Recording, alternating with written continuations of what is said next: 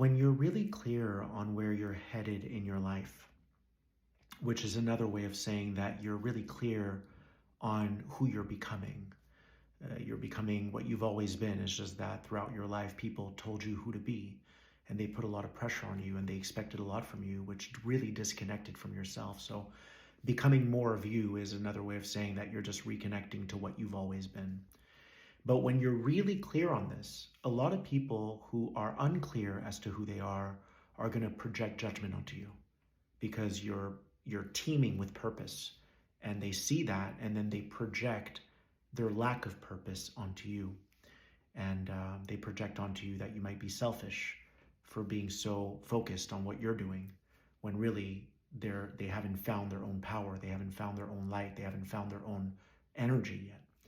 So it reminds me a little bit of a mad scientist who's always in his lab, because that's where he feels the most like himself. And he can love people in his life, but not really be available for them because he knows that his purpose requires so much focus and dedication. And I'm not talking about your purpose as far as your work goes, okay?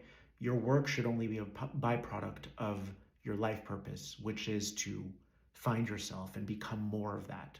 Yeah. So even for me, the work that I do here is only a byproduct of what I do when no one's looking, which is uncovering more of who I am.